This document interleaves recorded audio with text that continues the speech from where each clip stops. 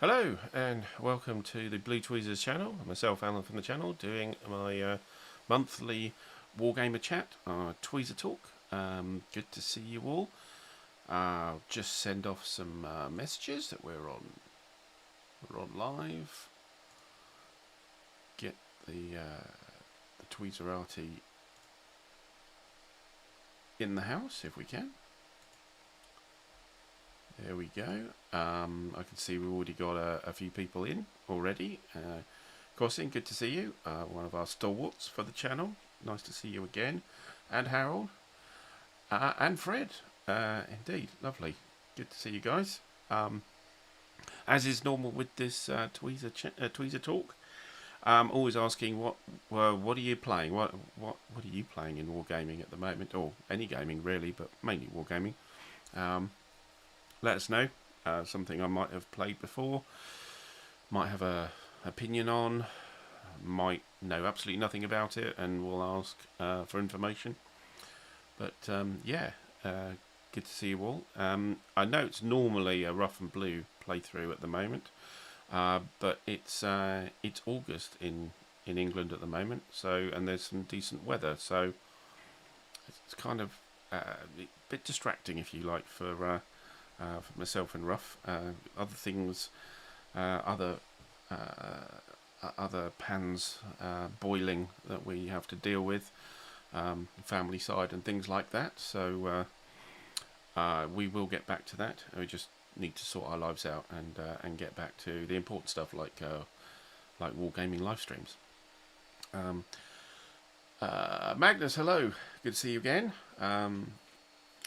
I haven't seen you for a little while, I think. I think maybe not. So, what are we going to talk about tonight then? Well, I think a couple of streams back I was talking about the kind of slight, I wouldn't call it depression, but a slight issue with numbers of games, getting a number of games, not being able to play them, etc.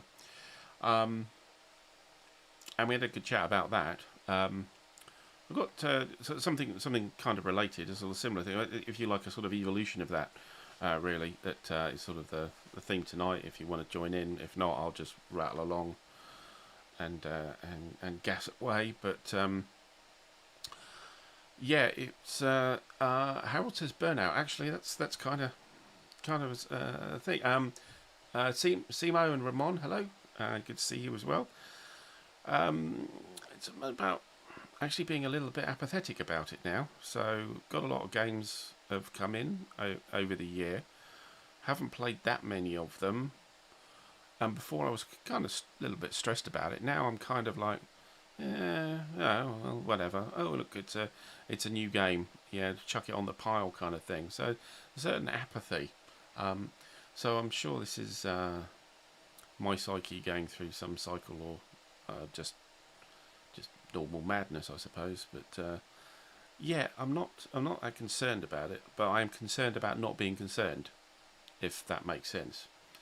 And yeah, if you've got come across similar feelings or want to make a comment on that, or just call me you stupid mad bugger, get on with it, then feel free to in the chat. We've got some updates on what you're doing. So Crossing's doing minis again. You're always doing miniatures. You're always doing miniatures. And a sneaky SOE game. Okay. SAS against Germans. Is that solo you're doing that, or with somebody else? Harold's a counsellor. Well, I'm definitely not talking to you anymore. I won't read out any messages from you anymore. Don't go for all that professional rubbish. Thank you. Just amateur psychology in the chat, please. Just outlandish, weird things. I'm up for that. Yeah, don't take me too seriously. Are we going to finish the Salerno 43 game? Well, interestingly enough, that was the first thing I was going to show you, the current state of Salerno 43. Absolute intention to do that.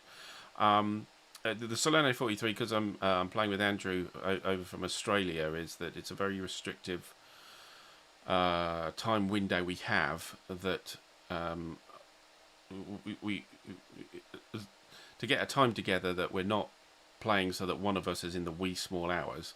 We kind of have one slot during the week, which for me is Saturday lunchtimes, which Saturdays, difficult to get free a lot of the time, especially this time of year when there's lots of things going on. So it has been quite slow. We haven't been keeping up with it, but yes, definitely we are keeping going with that. And I will run through where we are with that for people who haven't been watching. And why haven't you been watching? Well, probably because it was in the wee small hours for you. But catch up on the recording, please. But we'll go through the current state, have a chat about it. Fred's playing Red Storm and reading the TCS rules. Oh wow! So you're in Wargaming.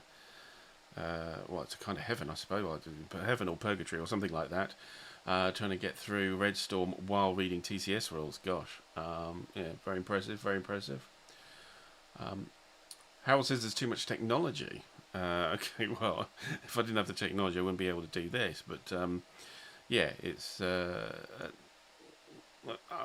don't know. I don't think that the technology is the problem. Possibly the sort of ease or relative ease from history of being able to produce games at reasonable prices, I suppose, that people will then buy. But the cardboard's the cardboard. The things like Vassal and TTS, etc. The technology kind of helps me actually play the game because I don't have a huge amount of space here anymore. So I wouldn't blame the technology myself, because I can always play the games or not play the games. I think yeah. If you do you want to expand on that from your psychological perspective, I'm not going to let that go now. Simo's been riding his bike all summer. Bloody hell, he must be knackered by now. He must be really tired. Okay, so it's bikes in the good weather, games in the bad weather. Fair enough. Yeah, no, that kind of works. Harold's riding as well. Everybody, I don't actually ride a bike. I do ride an exercise bike, but I don't actually ride a bike. So trade secret. I've never actually learned. I never got the opportunity when I was younger to learn, and then it never kind of went on. And now I don't really have an interest. But I do use an exercise bike every weekday, so it kind of counts. Well, I'm counting it anyway, even if you don't think so. Oh, I see. So yeah, the tech with you, Harold, is your accessibility to to gaming while you're on an iPad. Fair enough. Yeah, okay. I was thinking on board wargaming rather than computer wargaming, or even the sort of channels and YouTube and all that kind of stuff. Actually playing the moving counters round, I suppose. Fred had his last two games from TACOP's list. Chain of Command, miniature. Oh, so yeah, lots of miniature stuff. Okay. Well, yeah, good. Excellent. I'm not going to have very much to say about that because I don't do miniatures myself. So, and are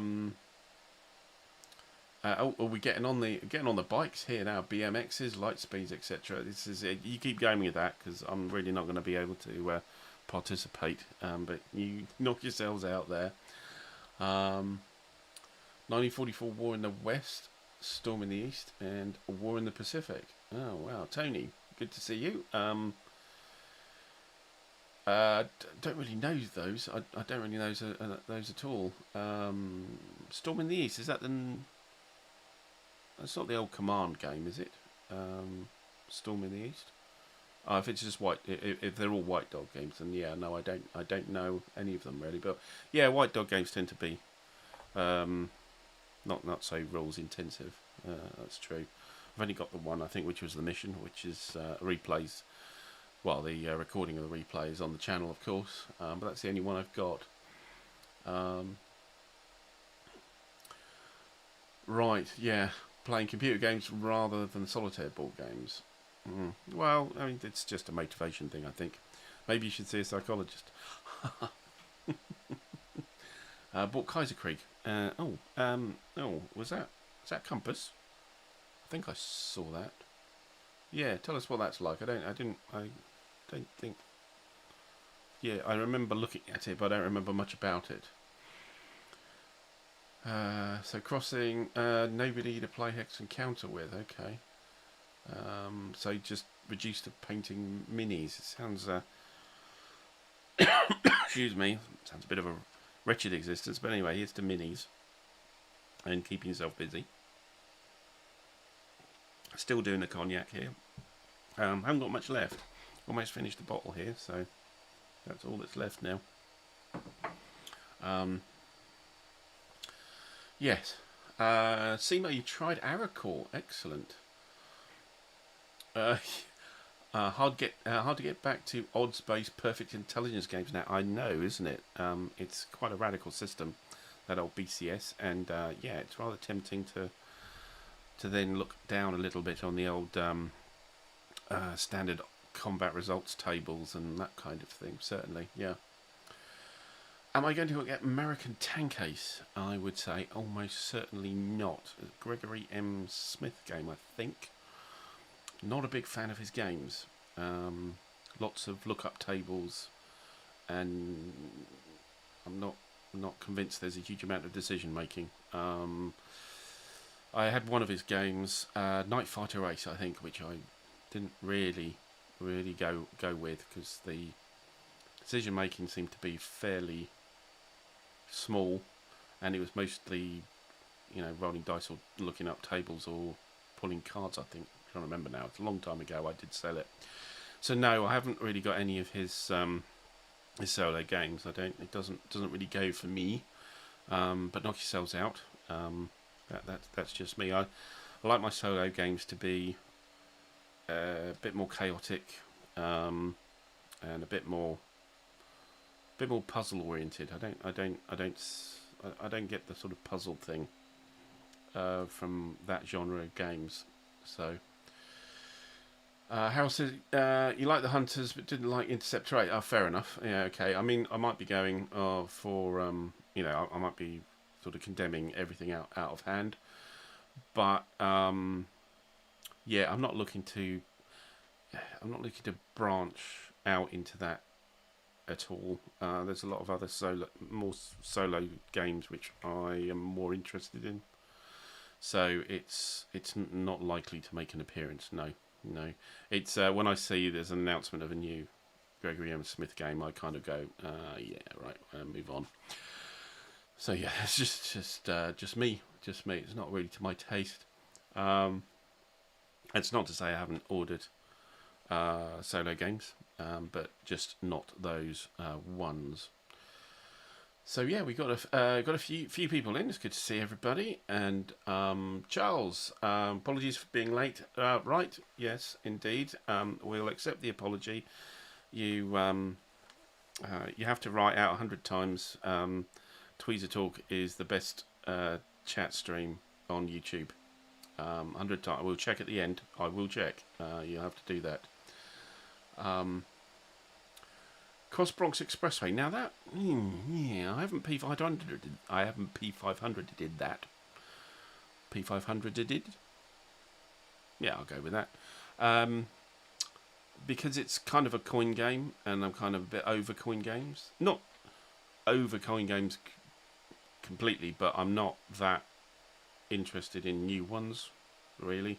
I actually P500 did a couple of coin games, but Cross Bronx Expressway, and also what's the other one? The British Way are ones I'm kind of looking at. I think the Cross Bronx Expressway might be so different in that it puts coin into the sort of Eurogamey kind of area, crossover type game, maybe that kind of thing.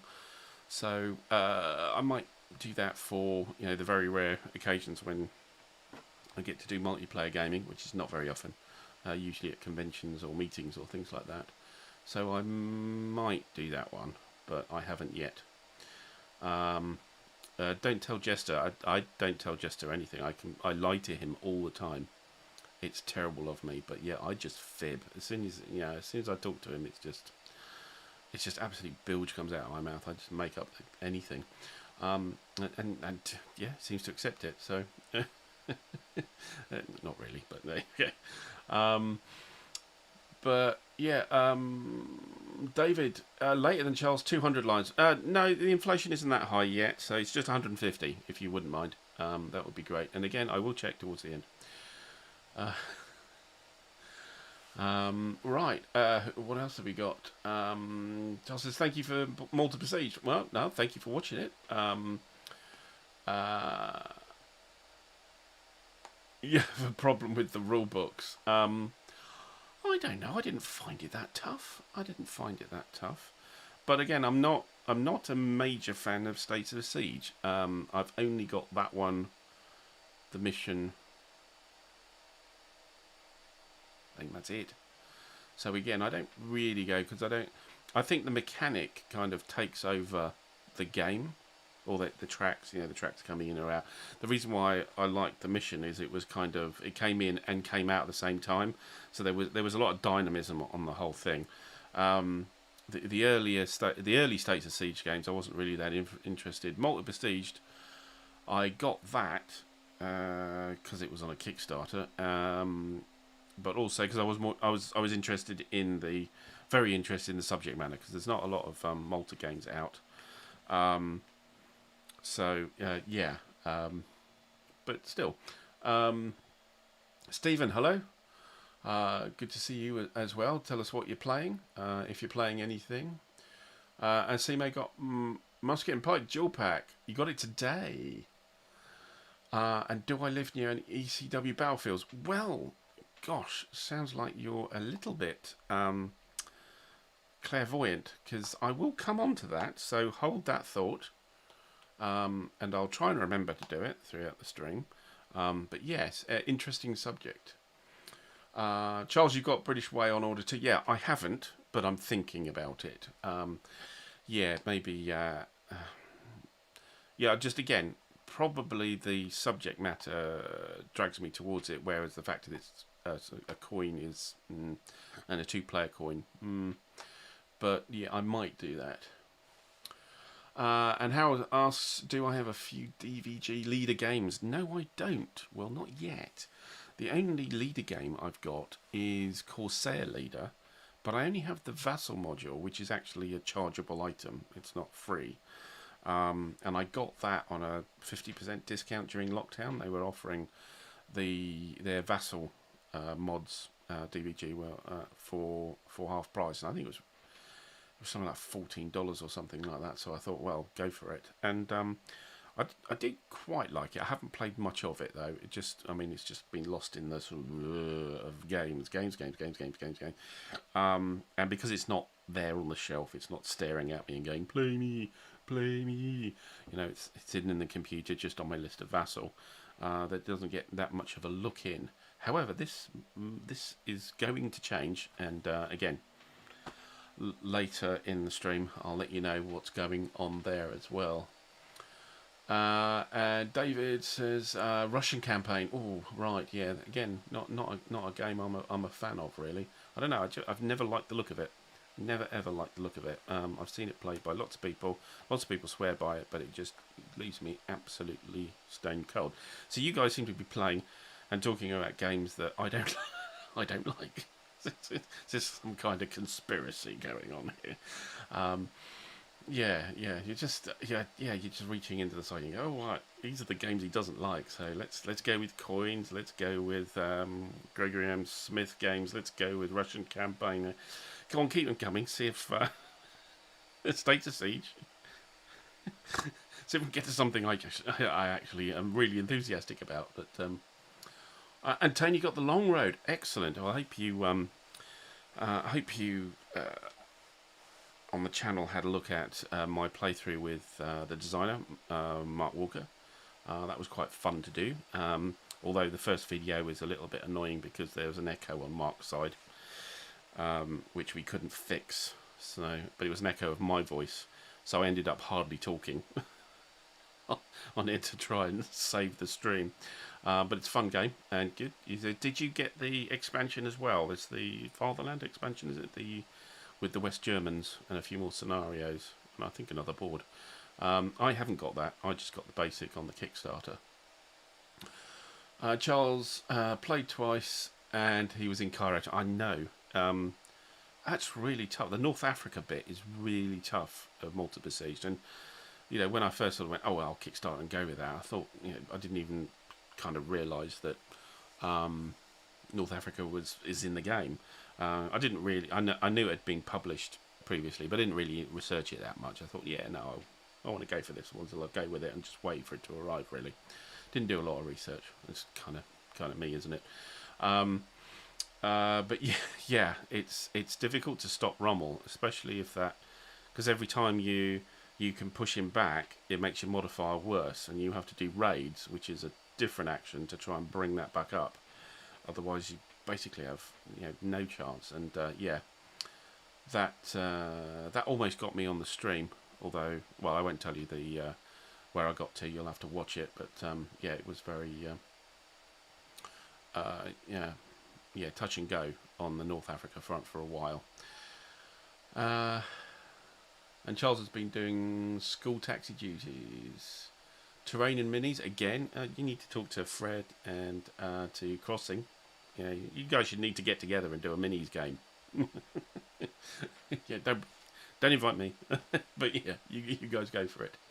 Cross the Bug River on the table. Okay, slightly intimidated. Well, okay. Yeah, I haven't got that, but I do have Operation Theseus, and of course I'm doing that on the channel with my mate Cole Dano, who doesn't seem to be in tonight. Going through that, it's a bit of a slog, taking a while. We're still on turn 1, and we've done 3 streams, so that's 6 hours, and we're still on turn 1. So there's a long way to go, and I'm just wondering how long we'll keep going on that. But well, 97. Oh, okay, it's in old money, so that must be about, well, yeah, 36 degrees. Yeah, ice cream for dinner. Yeah, hasn't been particularly hot here today. I mean, it was all right. It's a bit sunny, but what's happening now is that the skies are pretty clear. So at night, the temperature's starting to drop, and it needs to build back up during the day, and it doesn't really quite get to where it was a few weeks ago. So it's more in the sort of comfortable region rather than the hot region at the moment here. But anyway, let's crack on with what I was going to get to talk about, which is, first thing, of course, is I'm going to go some new games indeed since the last one. Oh, David asked, did I go for the musket and pike dual pack still on the fence? Well, let me see if I can tempt you. Don't really mind if you get it or not, but we'll say, hey, tempt. Because as far as new games goes, well, looky here, as if by magic, a musket and pike dual pack appears, which arrived last week. Yes, last week. So pretty good going for across the pond. So this is, of course, Ben Hull. He's of the Fields of Fire, which I've been a fan of for a very long time. Never got into this. It's kind of like a Men of Iron kind of level, simple GBOH kind of level game. And yeah, I didn't get too many of those because, I mean, there was so many expansions and extras and things like that. Which is why I really like the idea of these dual packs and deluxe editions and things like that. They did it with SPQR, of course. Then, of course, Men of Iron, the tri-pack, and then they're going to do it with the Battles in American Revolution as well. But yeah, I'm not really keen on that one, so I won't invest in this. But Musket and Pike were the same thing. So this is 2 old games: This Accursed Civil War and Sweden Fights On. So I'll take the lid off here, and I'm going to do my usual completely shambolic, all over the place, holding crap up to the camera that you can't see properly, and then and go with that. So what we start off with is these are turn tracks and rules, and for all of the scenarios, all of the battles here, and they're two-sided, so there's a lot of battles here. 5 of these, and interestingly enough, going back to I think it was what Harold said, which was do I live anywhere near Civil War, English Civil War battlefields? So yes, I live near 3, and as luck would have it, 2 of them are represented in the game. So this is first Newbury, and of course second Newbury. So Newbury is just down the road from me. It's about 15 minutes drive. One of the big towns near my village. It's a very built up area now, so the battlefields don't exist. There are strategically placed bypasses and housing estates where they happened, so there really is not much to see. So if you're interested and you're going to be a tourist and stuff, you ain't going to see much on Newbury at all. But it is interesting. We've got those 2 which are next door. The third one is not in the game, and that is actually somebody battled as a siege called the Siege of Basing House.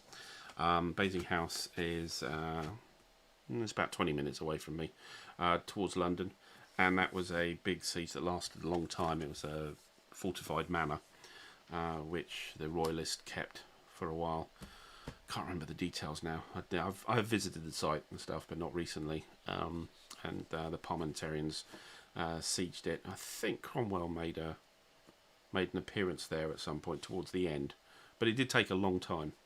But it's not just English Civil War here. We have Sweden Fights On, which is the 30 Years' War battles after Gustavus Adolphus died, which is interesting. I did a long time ago have Lion of the North, which was a kind of GBOH system. It's not this system, but it's interesting that they chose to release the stuff without Gustavus Adolphus. Yeah, so we got here Jankow, Nordlingen,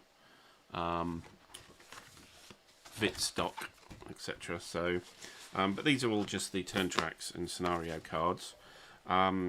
We got 2 player aid cards, so I'll show you just the one. It's doubly flappy thing, folio, or whatever they call it. Orders and leaders and all this kind of stuff here. We have the terrain effects chart, which is surprisingly complicated. There's quite a lot here, just because if you look at the maps are fairly plain, but there's actually quite a lot of terrain here, quite a lot listed here, which is interesting. I haven't read the rules yet. Of course, I only got it last week. We've got fire tables here, and then close combat tables here. So that's your player aid card. There's only the one. So we actually have, what is it, 3 books here. Actually we do have another player aid here. So I was lying there. So this is player aid card number 2, which is artillery fire, movement allowances here, and then orders summary and victory points on the back. There's only one of these, I think. Let's see if another one pops up. I think that's the only one. So yeah, we have 3 books here. So we have the battle series rules, and I'm sure there's much more professional unboxings here which you can view on YouTube. It gives you more information than me. 28 pages. So that, I believe, is the same number of pages as the Men of Iron rulebook. So the complexity of Men of Iron, probably similar to the Musket and Pike. I've got the Sweden Fights On playbook, and we have the scenarios, 1, 2, 3, 4 battles, but I think there's a couple of scenarios within that as well. and then it's designers' notes, historical notes, etc. So, yeah. So what is it? 32 pages of scenarios, and then it's designers' notes and all that kind of stuff, bibliography. And then we've got the Accursed Civil War. So this is the Civil War playbook, and again we have more scenarios. 1, 2, 3, 4, 5, 6, 7. Yeah, 7 of them. Got some big ones. Marston Moor and Naseby. Those were big battles. And Edgehill was quite big as well. The others not so much. Same format. We got 38 pages of scenario stuff, and then historical and designer's notes after that. And here we have our counters. So, yeah, I understand this is a little bit controversial because we look here. I hold it up to the screen. So these are leaders here, but these are cavalry and infantry here. And so they've gone for this very, shall we say, a very sort of contemporary for the time look. So it's more like graphics from actual battlefield maps of the time. So these little groups of infantry or cavalry and blocks on the counters. So I understand some people are saying, well, I don't really like that.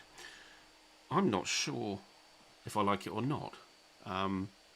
I'd like to see it on the map. The maps are fairly plain, so busy counters on a plain map I don't have a problem with. So I don't know. But anyway, these, so that is parliamentarian units there. We have a mixed bag here. So these are double units. So these are 2 hex units, a bit like phalanx units from GBOH here. Royalist, parliamentarian. Scots, I think, is the green. And then informational counters around here. More... Oh no, this is Sweden Fights On. So here we have the Empire units. So sort of Habsburg Empire stuff. The yellows are Spanish, I think. We can see those. These ones are Spanish, and then this is the Swedes, the light blue, and then the greys I think are Bavarian, which were on the Swedish side. So yeah, there's infantry, cavalry, and some artillery units in here, and of course the leaders. This is more Swedes and more double-sided units as well.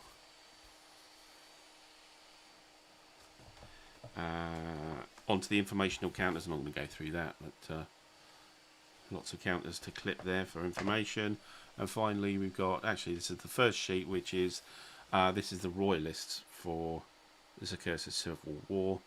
We've got King Charles here, a few King Charleses, so presumably for the different battles you get a slightly different King Charles. You know, seeing what he felt like when he got up in the morning or something like that. So several of those, and these are the maps. So big thing on these maps, they have a kind of, it's kind of really an odd feel. It's like the sort of VUCA Simulations mounted maps and the counters. It's that kind of fabricy. I know you can hear a sort of fabricy finish on them. It's not. It's almost slightly. It almost feels a little bit leathery, and it's reasonably pleasant actually to the touch. And here we have, just for illustration purposes, I believe. So this map here. So on this side there's one, and then on the other side there's actually 2 maps side by side. Here, if you can see that. I can't tell what the camera looks like because my head's behind the map now. So But just interest's sake here, this one I think is that one. Hold on, I get my origami skills working. So this is First Newbury, this map, and so just for illustrating, I live kind of that way, to the east, that direction of Newbury. Newbury doesn't look anything like this anymore. Lots and lots of houses, housing estates and things, and ring roads and things like that. So the original roads do exist still, but they've kind of been subsumed. And then we've got the other maps here. I'm not going to go through them all because we've got a lot of stuff to go through here. So interesting one here. This is a Sweden fights on, I think. This is Breitenfeld, Nordlingen.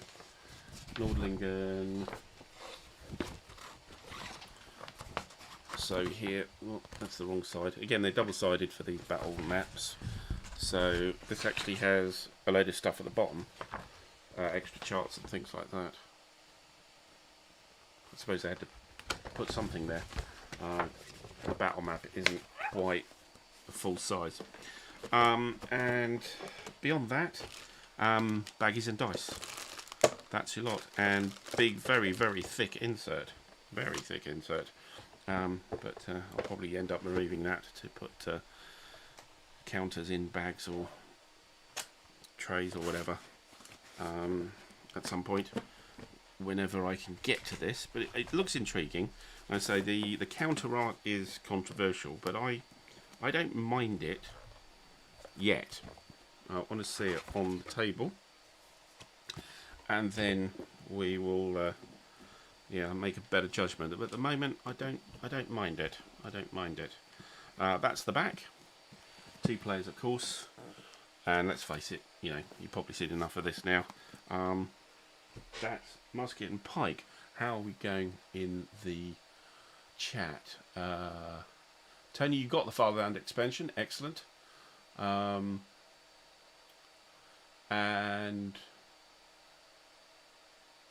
oh, Tony's in. Hello, Tony. If you're still in, sorry, ignored you there. I was just doing my daily exercises with musket and pike maps and boxes.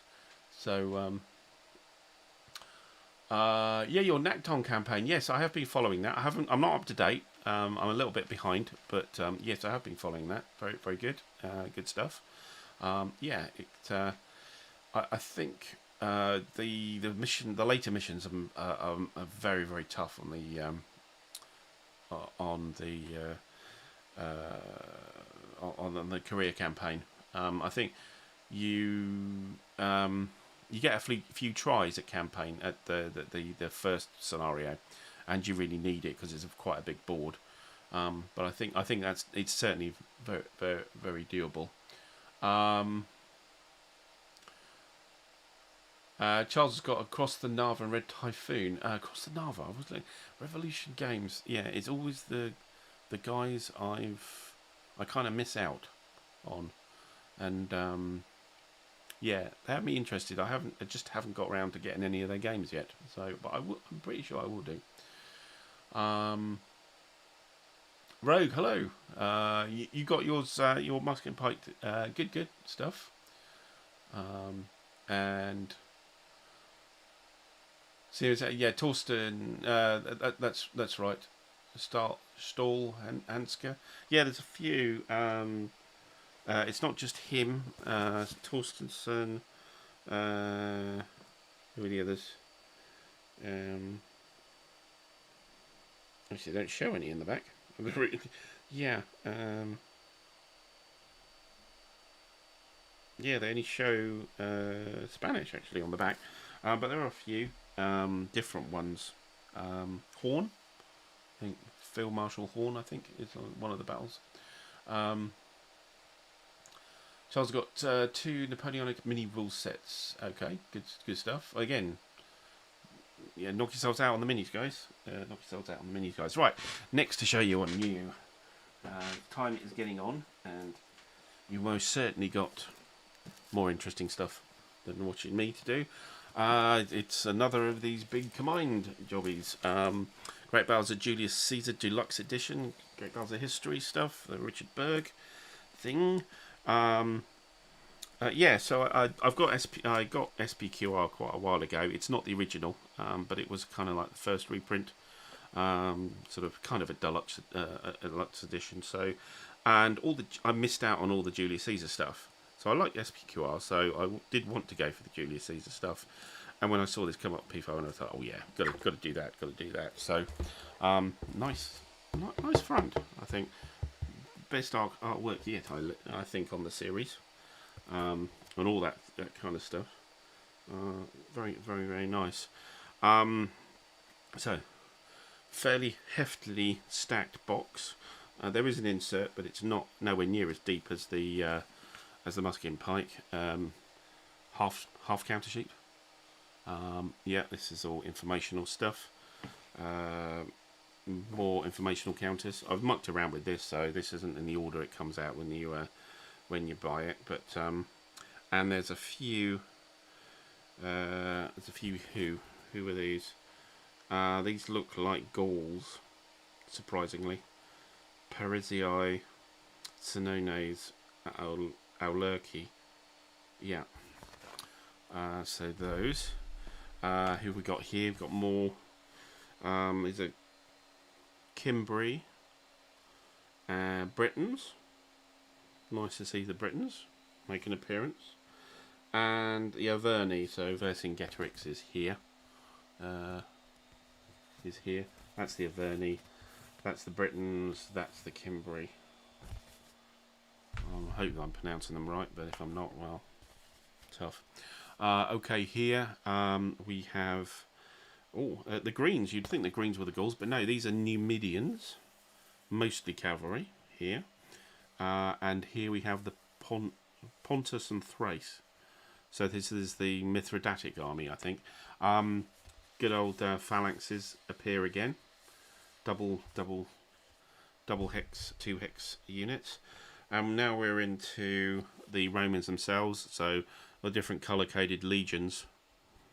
But they're pretty, I wouldn't say vanilla, but you know, they have got different values on them, but they're all cohorts, one type of unit.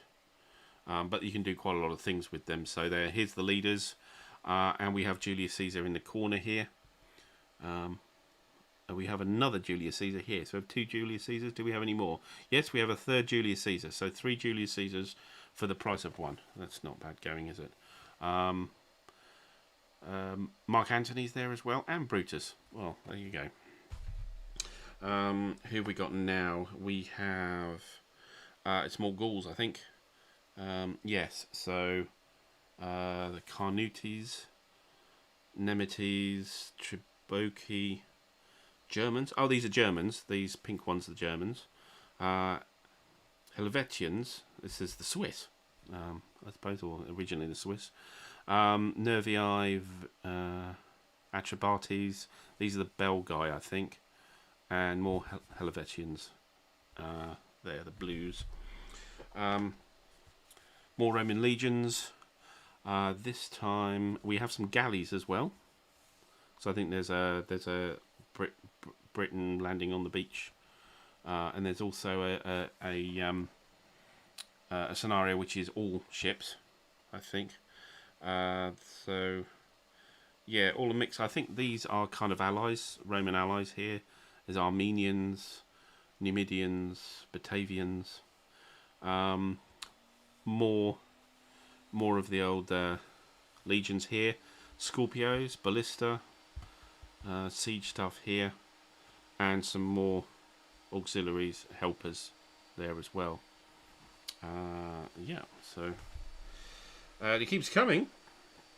So here we have more Romans, but these Romans are the Pompey Romans. So there's Pompey the Great here, and his son Gnaeus Pompeius there as well. So these are the Caesar's. Oh, it's not coming through well on the old. It's not coming through very well on the camera, is it? Sorry about that. Yeah, basically a load more Romans. Right, that's all the counters. So we have a scenario book. So it's a bit like the dual pack. Scenario book here has Caesar's Gallic Wars and Civil Wars. So there is only one scenario book rather than the two. So they haven't split them up. It's big.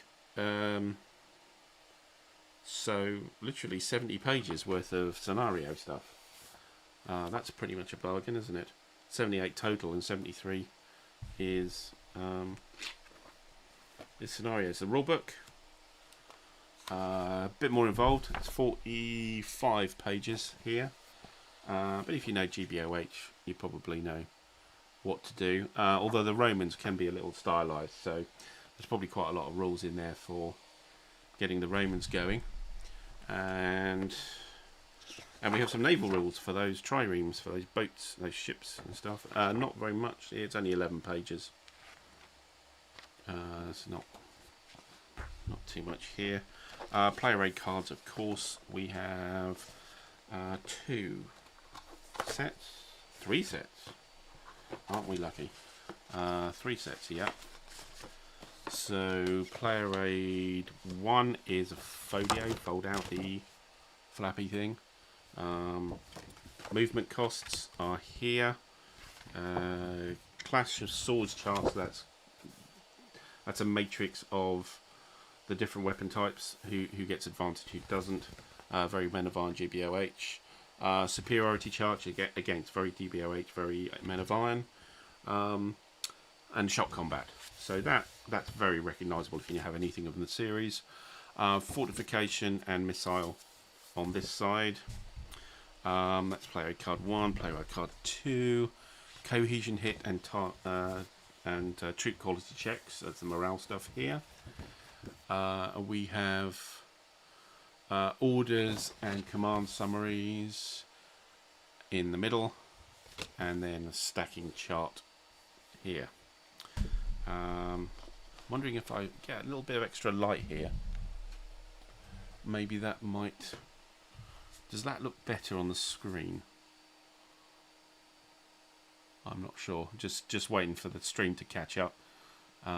See how it looks. How's it look? How's it? Come on, hold it up, you idiot. A little better. Not great. Not great. Player aid card 3 is only a single, and we have leaders and rally, and then the sequence of play. So 2 each of those. Then we have the game turn tracks here, which are generic. That's a naval chart player aid card, and then there's the turn record track for all of them. And again, we've got very, very bland maps. These are not the same, so they don't have that leathery kind of parchmenty linen-y quality. This is just your standard GMT, and of course, like GBOH, they've got hardly anything on them. So we've got stream, some elevation, some kind of camp here. Looks like a fort here, and a town. There's a bit of a town here. Don't know if you can see it. So yeah, lots and lots of those maps. Not going to go through all of them.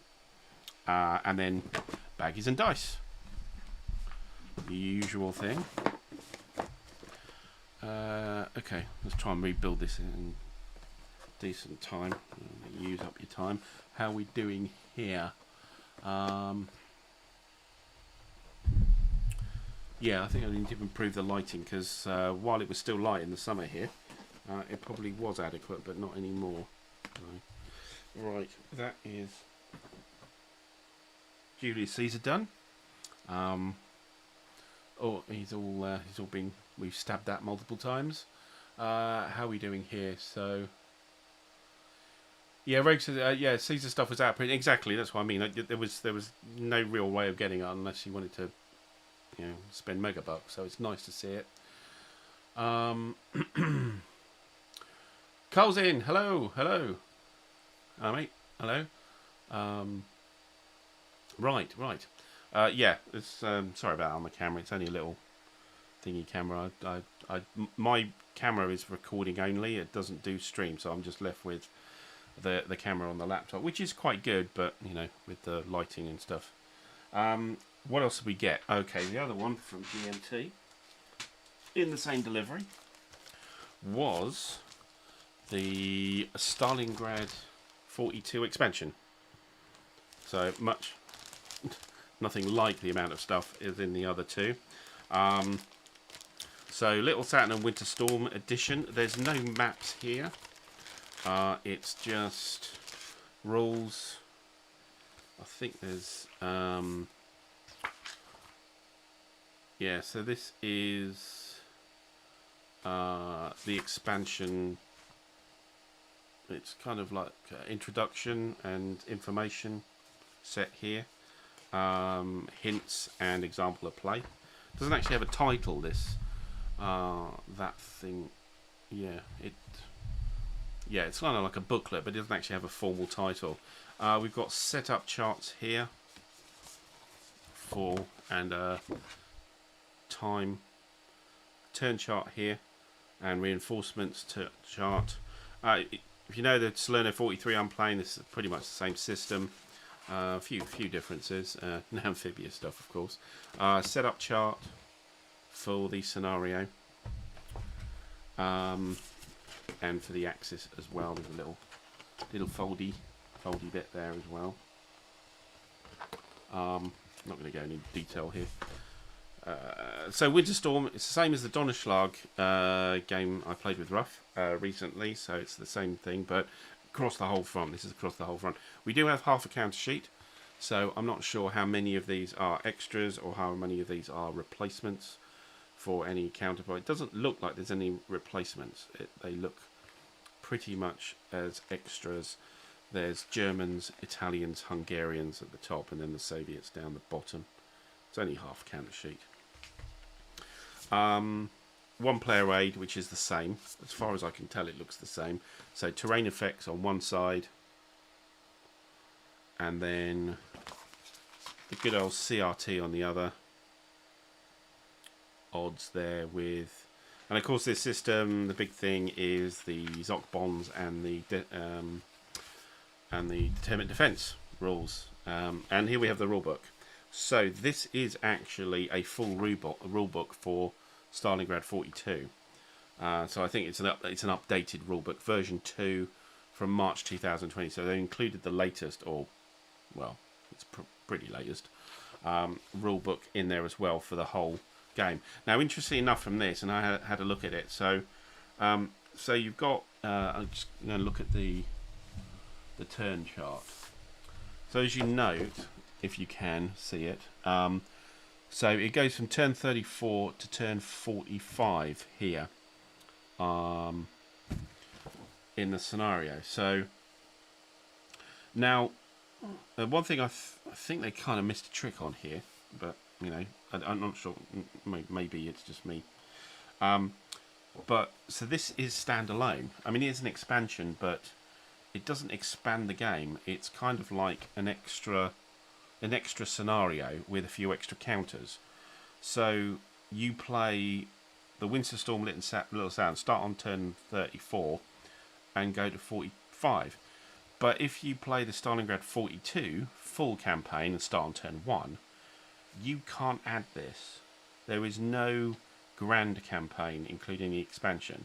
You either play turns 1 to 33. This is as far as I can tell from the rules. I mean, you could correct me if I'm wrong, but this is what I see here, is that you either play one or the other. You can't play all the way through. Although I'm sure you could try, but yeah, it just seemed a little bit weird to me that isn't included. Maybe missing a trick? I don't know. Maybe there were some logistical issues with that. Maybe. So, yeah. Anyway, that's the Stalingrad 42 expansion. Cole's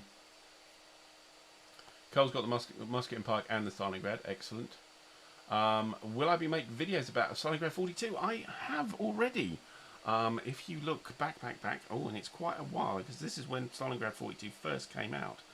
I did a campaign in the Caucasus of Stalingrad 42, so it doesn't have the Stalingrad bit. It's actually got the southern map.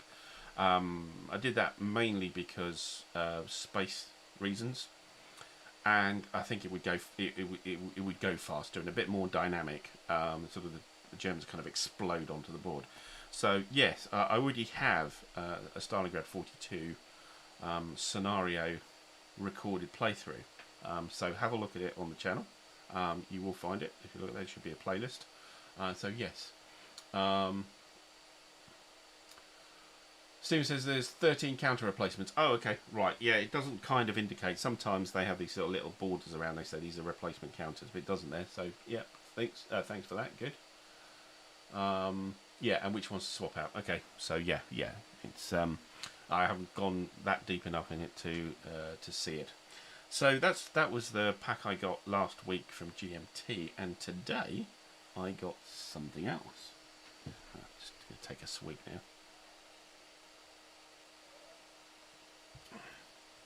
Ray says thank you for the vids. Appreciate it. Thank you for watching them. Yeah, still slightly surprised that anybody can bear to watch them. But that's just me.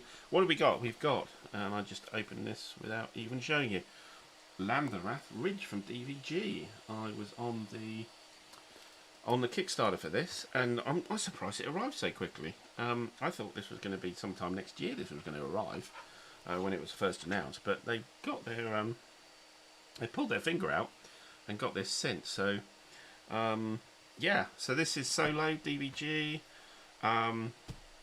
Valiant Defence, I think, is the series. Same as Pavlov's House, Castle Litter, Soldier and Postman's Uniforms. I've got all of those except for Pavlov's House. I'm still waiting for it to be delivered by DVG, because I did when I kickstarted, I didn't have any of them, and when I kickstarted Soldiers and Postman's Uniforms, I got the sort of whole pack thing, and they sent me Castle Litter and of course Soldiers and Postman's Uniforms. They said they didn't have stock of Pavlov's House, but that was quite a while ago, and I still haven't had it, and they've sent me this new one without Pavlov's House, so I'm starting to worry. Will they ever send it to me? But anyway, yeah, so Valiant Defence, definitely still a war game, actually. It's card driven, and you have you place, again, there's a little state of CG about it. There's these tracks where you move, you add counters to as they come towards, as the enemy comes towards you. Anyway, everybody's been very effusive about the map, from what I can tell, and to be honest, I think it's great as well. What's not to like here? It's mounted, so with me undoing it, it's going to end up all over the place and probably smacking me in the mouth or the nose. But here we go. There we go. So that's the board. And if I can shrink it down, actually, yeah, if I can shrink it down to this, so I can hold it up properly. So the sort of top half here, the squares, are where you put your individuals. If you don't know about it, this was an attempt by a intelligence platoon to hold a ridge, which kind of held back one of the advances in the Battle of the Bulge the first day. And down here in the valley, there's two more panels here, but you start putting these counters, enemy counters, and if they get to you, then you're in trouble. Get into these boxes. So that's the map. We have the rulebook. I think, having had a quick flick through, it's very similar to the other Valiant Defences.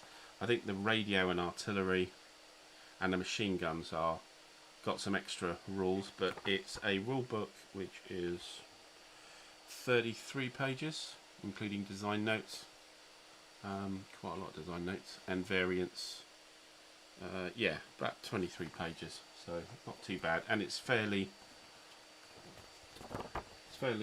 dispersed writing as well. It's not concentrated at all. It's quite big font. We have a lot of aids here. They're all one-sided. There's no second side to them. And we have the defense phase major actions. These are all quite wordy. Defense phase minor actions, which is just as big as the major actions player aid. We have the attacker phase, so kind of like a somewhat of a sequence of play, and then rules to remember and attributes. Nice idea, rules to remember. There's things you would normally forget because they're minor and they don't come up very often. Okay, on the counters, I haven't punched it yet. 3 counter sheets here. I must say that when DVG do their counter sheets, they do leave quite big gaps. There's lots of sort of spare, you know, non-used cardboard in this. It seems to be quite a lot. They yeah, they're quite happy to have a lot of blank in their counter sheets. You don't tend to see that thing, as you saw with the GMTs and you know games and stuff like that. It's they're all packed and they're like, you know, that's it. You can't fit another counter in. Whereas there's lots of gaps here. A lot of dice here. These are 6s, 8s, 10s, and 12s. 3 of each, I think. 6, 8, 10s, and 12s. And I think it's the different weapons, firing the different weapons as you roll the different dice. We got some little cubes here. I think are kind of resources, ammunition and stuff. Not sure, but a few greens, mostly orange, brown, and grey. I think there's a couple of blues there as well. And then we have the cards here. So we have an attacker deck, which is quite big, which is split into phases. So you go through one deck, then you go to the 1, 2, 3. I think there's 4 decks here you go through, which are the various waves of the attackers. On the back, it's fairly straightforward. Different, you know, what do the enemy do? So you activate an MG42, activate the mortar, or you place one of those counters of the counters for the infantry going up these tracks, mostly assault, but yeah, you'll dice roll with the mortars and the MG42s, but the assault is yeah, you roll to place where they go. And they kind of just shuffle along up the track, up the board. And then we've got, these are,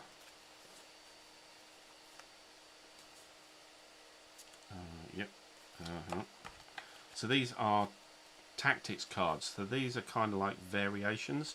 So rather than just play the game over and over again and it's the same rules, what you can do is you can use these tactic cards to kind of spice it all up.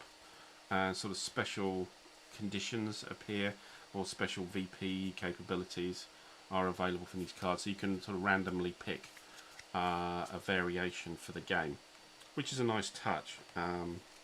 It's quite, I mean, it's a lot of cards here. How many cards are they in? They're not numbered, so I can't really tell, but probably about 50, something like that, I'd say. So yeah, that's landed in our fridge. It's only arrived today. Arrived this morning, so haven't done anything with it other than have a look through, have a rifle through, as you can see. So yeah, looking to do something with that. I haven't actually played through live any of the States of Siege game. I do mean to do that, but I haven't yet. Particularly, I like the Soldiers and Postmen's uniform. I do like that, but we'll see what this is like as well. So that's Lanzerath Ridge. So that's the new games to show you. How are we doing in the chat? Hop said hello. Bron, hello. Good to see you finally. Crossing only has Pavlov's. Okay, it's pretty good. I've got the got the electronic version. I can play, and I have done that a couple of times. What's the TCS rules for Red Storm yet? Yeah, yeah. I think you can get a bit cross-eyed with those two, and start doing Overwatch fires with F-16s. But do I have a Burnley FC tattoo on my back? No. Why would I do something like that? Good heavens, no. No. Yeah. No. No, not at all. Got a few T-shirts, but that's about it. A few shirts. That's all. Yeah, not necessarily sort of the actual football shirt, but sort of Burnley styled stuff from their online store, but and their actual store at the ground. But no tattoos, no. Heaven forbid, no. Charles says Starting About 42 expansion looks really good. It was also very cheap as well, because I didn't actually P500 that. I decided that was one of the ones I kind of said, no, I'm not going to go for that because there's not much in it. And I looked at it; it was like $14, and I thought, well, it's being shipped at the same time as Musket and Pike and the Julius Caesar one. And I thought, well, I'll just throw it in. So I added it to. So I didn't originally intend to have that one.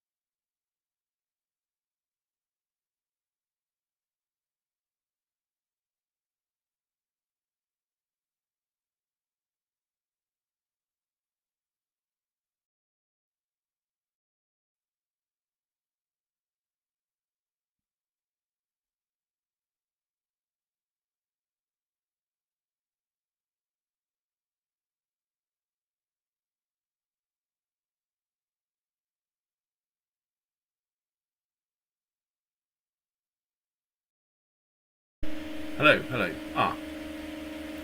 Right, sorry, something's happened to my microphone, so I've got the backup microphone going, so apologies about it. Thanks for letting me know. Um, yeah, no sound. Sorry about that. I don't know what happened there. Um, yeah, my big microphone here decided to not work. It seems to say it's working, but it doesn't come through. So now I've got my I think I probably need to turn this down a bit. Is that better with the static? Does that work for you? Yeah, that's the fan on my. Yeah, this is why I don't usually use this mic, because it's the fan on my laptop is going. Yeah, is it bad? Okay, how about? Shit, I don't know what's happened to this. My main mic. Um,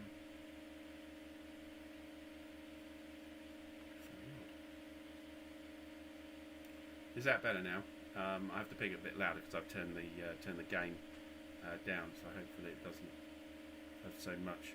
But yeah, because my laptop is doing all the screens, got all the stuff going and all the stream going, it tends to wind the fans up hugely. So hopefully, let me know if Bruni said it's better. Let me know, guys. I'll try and lean in and be a bit louder so it sort of drowns out the fans. Just shout really loud. Okay, well this has turned into a bit of a shambles, isn't it? What the hell? I still don't know what's happened with my microphone. It's really annoying. Let me see if I can bring it back.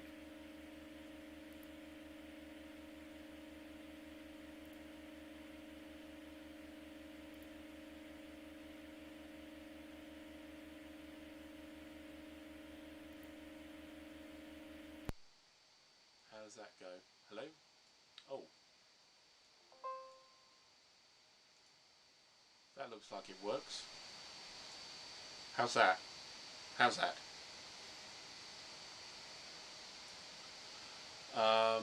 Yeah, when I reached out to move the mic, yeah, something happened with it. It seems to have come back, I think. Yeah, so okay, so the microphone is back, but yeah, it's the same microphone but a different driver. I don't know what's going on there, but it seems to be working. Is there still static? We still got some static? Oh god, a very tinny. Oh, it's fine now. It's, I'm getting mixed messages here. Let's see if I can put it back to the original driver.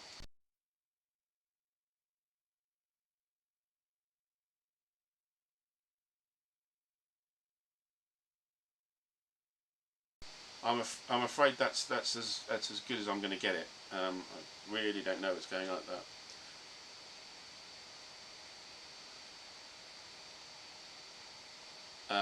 Yeah, I know it dropped out for a second. Is it back? Yeah. Okay. Let me just move this forward so I'm kind of singing. Okay. Right. Slight panic over, I think. Okay, so what the hell else was I going to do here? Right, I was just going to show you what's going on with the games I'm in. So let's switch to here. So this is the game of Salerno 43 that I've been playing with Andrew. And we've just about got to turn 11, so not quite halfway, but not far off it. And had a bit of a fight recently around Salerno. If you saw the last recording, the last live stream we did on here, this little chap here, the 16th Panzer Kampf Group, Recon Kampf Group, did a wonderful sort of side movement all the way around this mountain, past Salerno, and in the while he did it, actually cut off some of the British which had gone down the valley.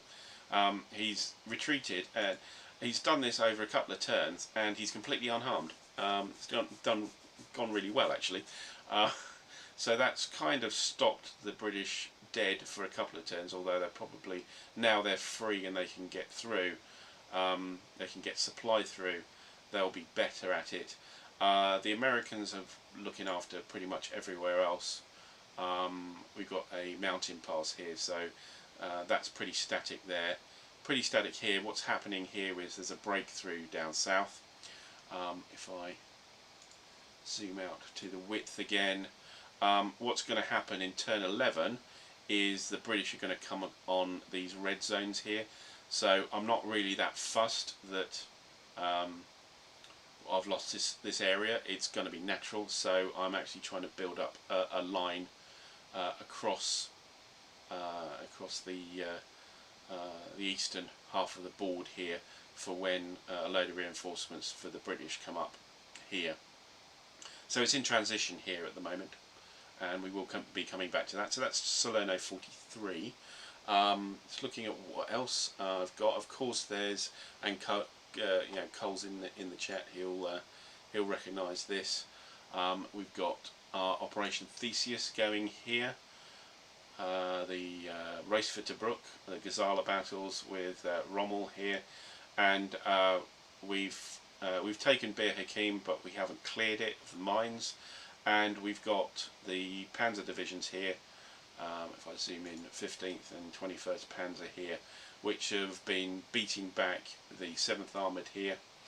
And the problem is we've got some supply line problems. Our HQs have only got a limited range, and so we can't actually get very much further than that line of broken in the centre of the board, that broken hills there in the centre, and to the north. We're kind of restricted until we can sort Bir Hakeim's minefields out to get the supply through.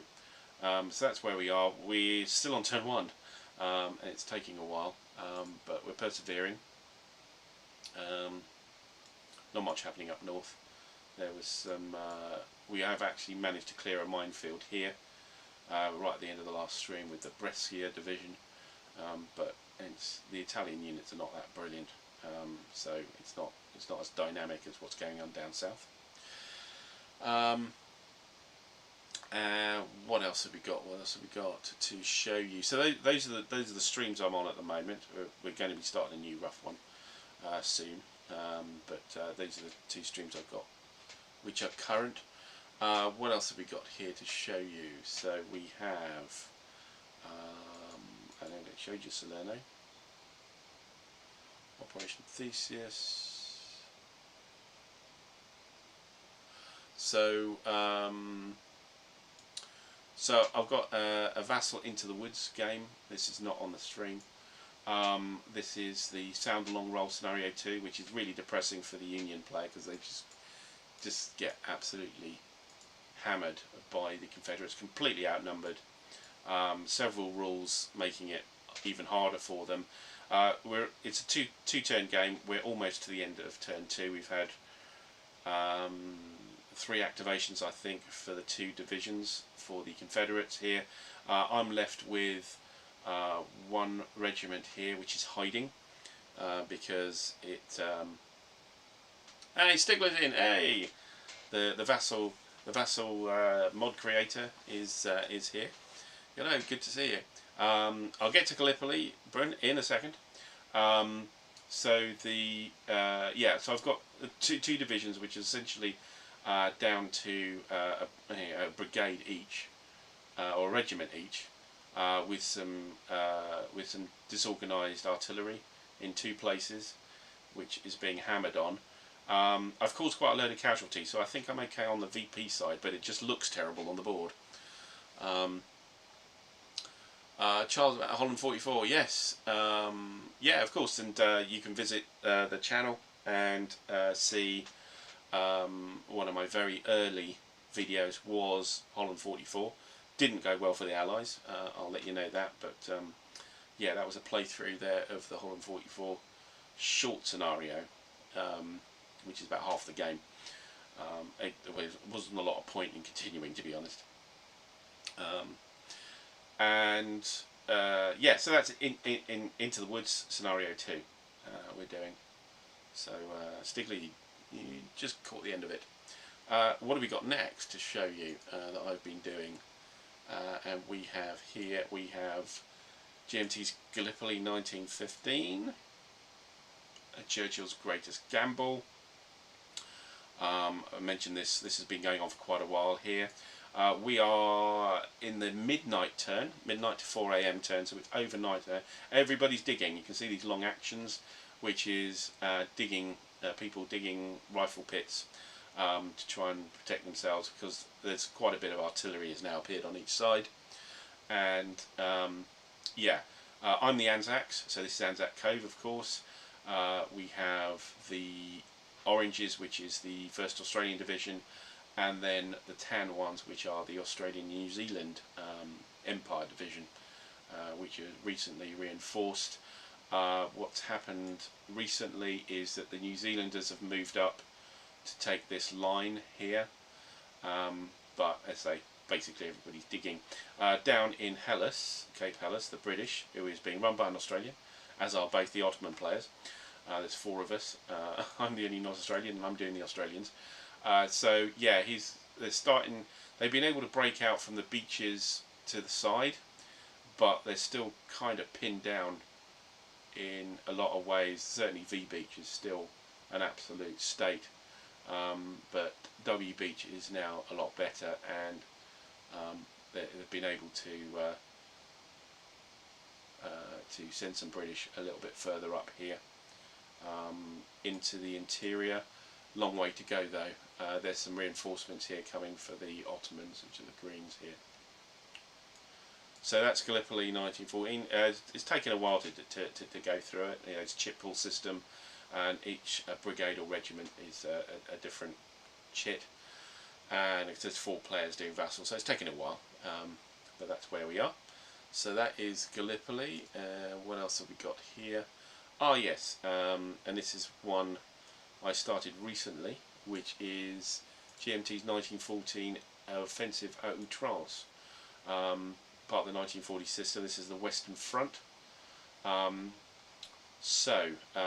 are on the Allied, which is kind of the beginning, the movement phase, just complete the movement phase of the Allies, about to do the counter movement phase for the Germans. So we have the Belgians, who've skedaddled back up to Antwerp here.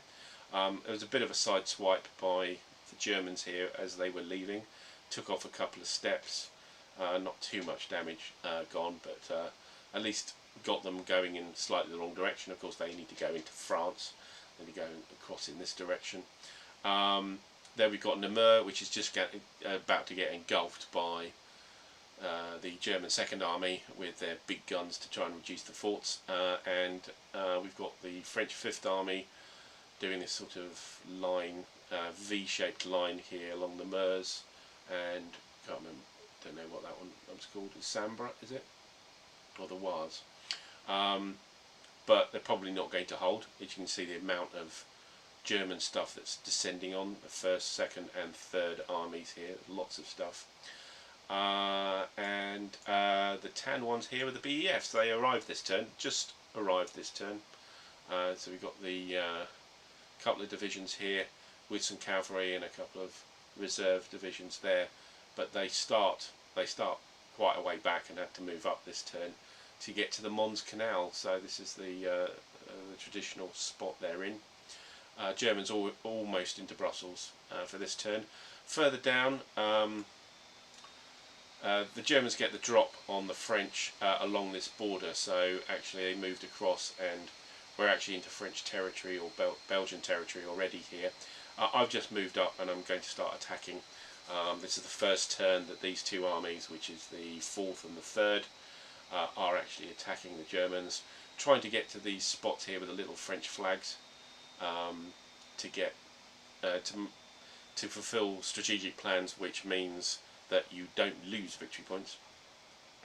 Down here we've got the Second Army, which has been battling since turn 1 actually, with the Germans to not very good effect, trying to get to these again little French flag bits here. Haven't been able to be knocking on the door, haven't been able to get it. Starting to take some losses. The Germans are fairly well organised now. The French get the drop on the Germans here, but the Germans have got some pretty good stuff, and they're fighting back now, and it's starting to look not a good idea. We may abandon the plan here in the German turn of this turn, and give up and take the VP penalty for not actually getting to these spaces. And then we've got First Army here, which has popped over the mountains here. Had to withdraw up here. This corps here, the 21st, piled down into the valley, tried to attack the fortress here, and absolutely bounced and is now being pushed back. Here, trying to make headway through these mountain valleys, but it's tough. You get halved artillery values, and also there's bonus amounts of strength points for the defenders. So, and right down the bottom, the Alsace army here got up to Mulhausen, which is a victory point area. When there wasn't very many Germans, now the Germans have appeared. They've started battering back, and some of these are not brilliant French troops. They're lower quality, so they're starting to suffer a bit here, and then we're probably going to be pulling back anyway. So that's where we are with offensive outrance. I'm playing the Allies, which is why I was talking to you about the Allies. Not sure I mentioned that, and that's it. Just looking at the whole board. If you haven't seen the game, that's the whole board there, and that's Paris, that big sort of red blotch there. As you can see, it's quite a big game normally, and this is slightly unexpected. I joined the game to be the BEF and the Belgians, and the French player vanished, so I had to take over the entirety of the Allies. I wasn't actually prepared to do that, and it's quite a lot of work, so this has been going quite slowly, but we got to turn 3. Yeah, not doing too badly on that. Right, that's all the vassal stuff I've been playing. So look back to me. How's the sound going for those? For everybody? Got a lot of stuff.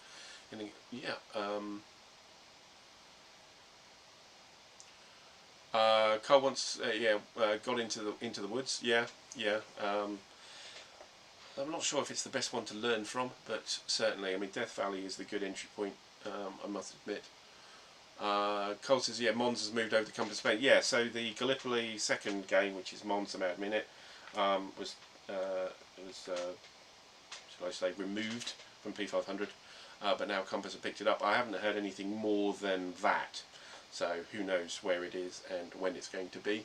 But it's a decent system. The original Gallipoli was very, very heavy, pretty overwrought, certainly the combat system. It has been improved quite a bit. It has been slimmed down with the version 2 rules, which we're going to go with Mons, but also backwards compatible with Gallipoli, and that's what we're using in that game. It is a lot better. Holland 44, yeah, Holland 44 is actually my favourite 4X game. Still is. It's just very neatly packaged. Does what it says on the tin. I have a little bit of an issue with the minor river rules, who seems to are the toughest thing in the game. But other than that, yeah, I really like it. Don't have Normandy 44. I'm waiting for Holland 45. Okay, this is another one. No, just so yeah, there's a reprint on it, which is good to see. Have I played the Pacific War? Yes, a very long time. I played a long time ago, and I mean a really long time. Almost 30 years ago. I played the original Victory Games one with a mate of mine. I thought it was okay. I didn't go for the reprint. I didn't go for it. It was like, nah. One of the things I thought, well, I could, but no, I'll leave that one. What are the red sunbursts? Is that on the Offensive Outrance? Yeah, those are victory point hexes. So that's a vassal thing. They don't exist on the board, and they don't exist in the in the actual board game. These are invented by the vassal owner. The new VUCA Sims World War 1 game. Yeah, Nach Paris. So I'm waiting for a copy of that so I can compare the two. I'm probably going to do a sort of, well, I don't know if it's a side-by-side comparison, but a sort of a comparison of the two systems, because they're pretty much covering almost identical, not quite the same scale, but almost the same scale and exactly the same time period. Nach Paris only goes for the actual attempt at Paris and the Marne. At the end of the Marne it stops. 1914 goes on to the Race to the Sea and also First Ypres. So 1914 goes further than Nach Paris does, if you want to play it that long. Dark Valley, no, haven't got any of the darks. Again, I didn't invest in the first one and I kind of stuck with it and didn't bother. So no, no, I've got Dark Summer, Dark Valley, don't know what the other one's called, Dark Knickers or something, I can't remember all the different ones. Dark Autumn. So anyway, Stigler, you got the 42 expansion. Yes, I was showing it earlier. I got it as well, along with the dual pack and the Julius Caesar Great Ones History. Right, just moving on, because this is taking a lot of your time up and a lot of my time up, and go doing things slightly more intelligent than this, maybe. Just a few things here. So, any thoughts on that idea of being a little bit apathetic now about the number of games as opposed to being worried about it? Anybody getting that as well? Carl says Dark Sands. Yes, I know. Dark something. Dark Tequila. I don't know. Sorry, I haven't been keeping up with the series at all. I didn't buy any of them. So. Stickler say upgrade the vassal module for which? For which game? Stickler, you're talking about that, because I know you're the king of GBACW vassal, but which game are you talking about? 1914. That'll be interesting. Oh, Stalingrad 42. Right. Okay.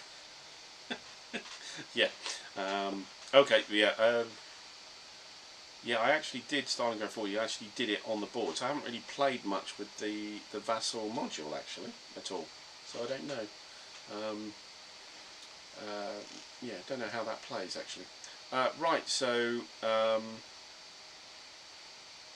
yeah, so what's coming? What's coming up? So what am I expecting? So we've got the Fields of Fire Bulge expansion with the version 3 rules, which will be good to get hold of. I look very much looking forward to that.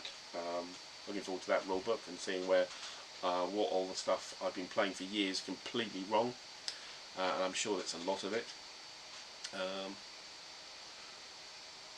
Hop said, yeah, Nach Paris and 1914 AOA comparison. Yeah, because 1914 doesn't seem to get a lot of love on YouTube, really. I did the playthrough of Twilight in the East. I'm now doing this on Vassal off the channel, but yeah, I think it's a nice system. You sold it. Okay. Okay. Well, yeah. Well, Twilight in the East was even more complex. So this Offensive Outrance was actually a cut-down version, but maybe it was too much for you. Fair enough.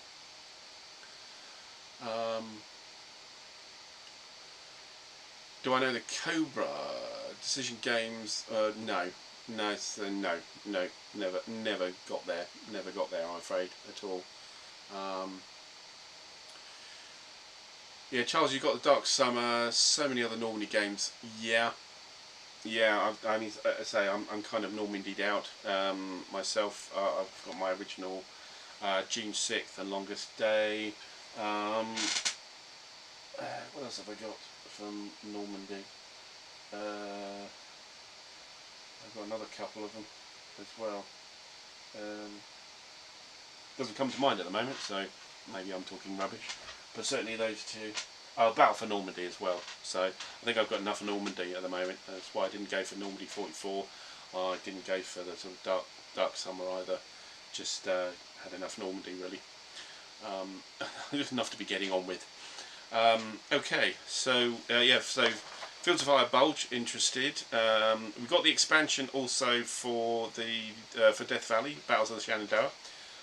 So I say I like Death Valley. It's very good entry level for GBACW, and looking forward to the expansion. So that's the ones that are on the current track that I'm going to receive. So 2 expansions only.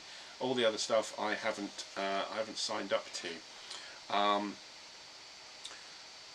I've also got a non-Wargame coming through, which is John & Company. It's the 2nd edition, which I kickstarted.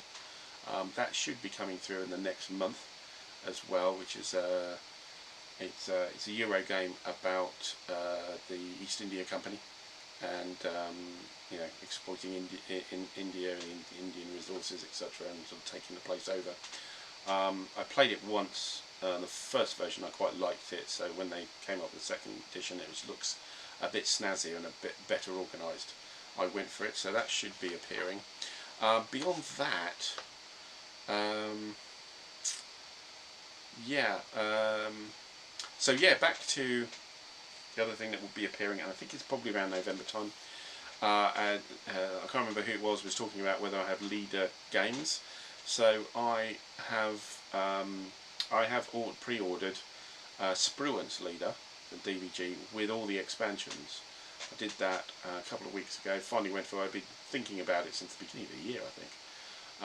But I've finally gone for it. So that would be my first official board version of a leader game. So again, I would probably want to do that on the channel, absolutely, when that comes through. But I think that's coming about November time, as far as I can tell from there was some chat on Board Game Geek about it, and of course Nat Paris. If that hopefully that'll appear as well when it's finally shipping. Beyond that, I suppose the other one on the GMT site is Skies Above Britain, which is the Battle of Britain version of Skies Above the Reich and Storm Above the Reich, which should be coming through probably before the end of the year as well. And that's about it, I think, certainly for the rest of the year. But we'll have other chats where we'll go through when those arrive, and go through those as well, and hopefully do a few more things as well, and see how my Vassal games and the streams are going as well. Run through it, and probably a bit more chat beyond that as well. So Stigler says he's bounced off Normandy. Oh, well, okay, interesting. So that's like a rubber boat or something. Gareth started, me and Ruff are dipping into TCS GD41. Actually, it's 42. Yes, we are. We will get to it. Again, it's about sorting our lives out and getting that sorted with a 3rd player as well. So yes, it will appear. It won't be very long. We had to kind of put it back a little bit just because of life, because of August, summer, holidays, all that kind of rubbish. So we will get to that. So yes, yeah, look out for that. It will appear. It will appear. And Kobe should not be difficult, says Stigler. Yeah, sure. But rules not clear. Yeah, Ramon. Yeah, that's kind of decision for you. Yeah, they've had problems in the past. Some of their games come out really well, and quite a lot of them, you know, are difficult, or make things difficult. Yeah. So yeah, that's probably all I wanted to say really.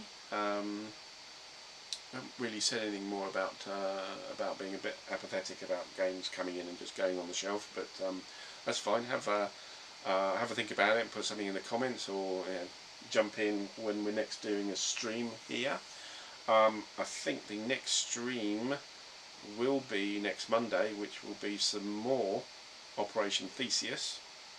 That's the next one to come through, and things should pick up after there. again, if we can get lives sorted and things like that. So much appreciate everybody supporting the channel and watching things and commenting and, you know, chatting amongst each other's, particularly about minis, which I have no interest in. Good stuff. Keep it going. Keep the channel going, and yeah, have a bit more fun for the rest of the year. So thanks everybody watching over the summer, and certainly the years it is going through. I think we're on to the 4.5 years now, just about, for the channel.